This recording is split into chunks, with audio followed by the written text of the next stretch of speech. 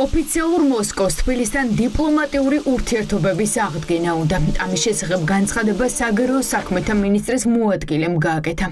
ლავროვის მოადგილეს იმედი აქვს, რომ არჩევნების წინ ივანიშვილის მიერ დადებული ბოდიშის მოხდის პირობა შესრულდება.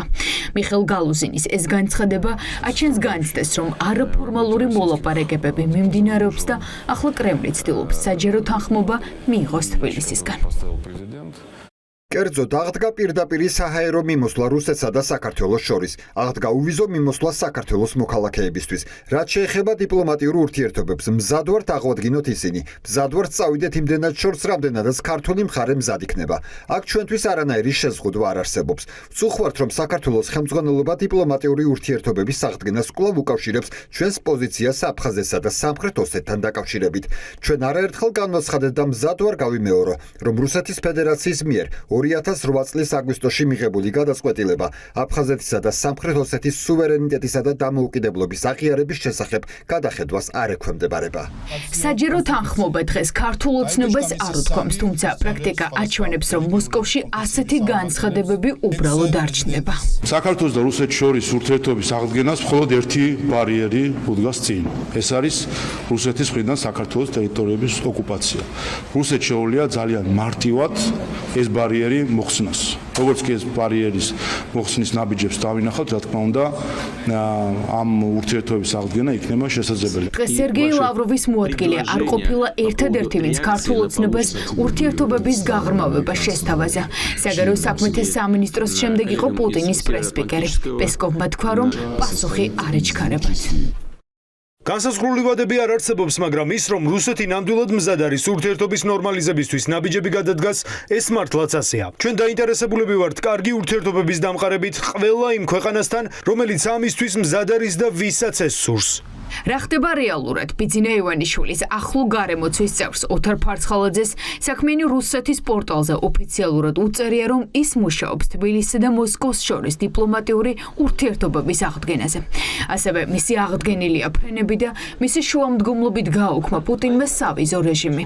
ოპოზიცია ფიქრობს, რომ კულუარული მოლაპარაკებები ივანიშვილს რუსეთთან აქვს. საქართველოში დღეს ხელისუფლება აქვს კიდევ ერთხელ ვამბობ მიტაცებული იმ ხალხს, ვისაც პირდაპირ დირექტივებს აძლევს მოსკოვი.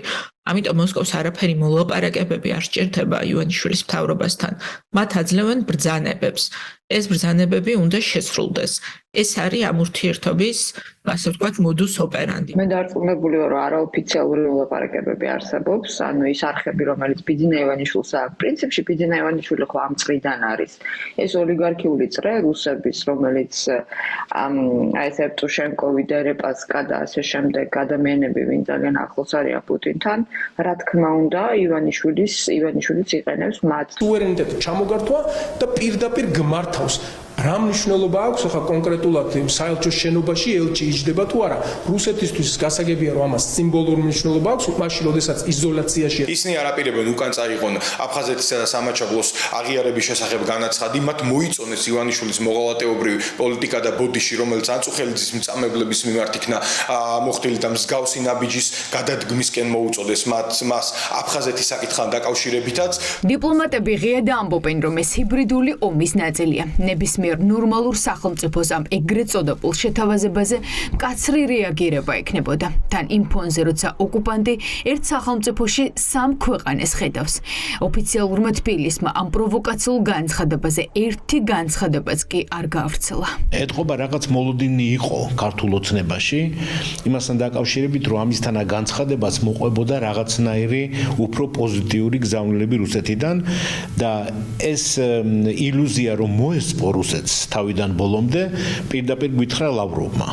მაშინ რომ 2008 წლის გადაწყვეტილები არ გადაიხედება წერტილი და ზუსტად ეს გაიმეორა გალუზინმა. და ამით მიგვინიშნა იმაზე, რომ ძალიან კარგი რა თქვენ აკეთებთ ამას ყველაფერი ეს კარგად ხდება. დღეს თბილისთან დიპლომატიური ურთიერთობების აღდგენაზე კრემლიდან სამი სხვადასხვა განცხადება გავრცელდა.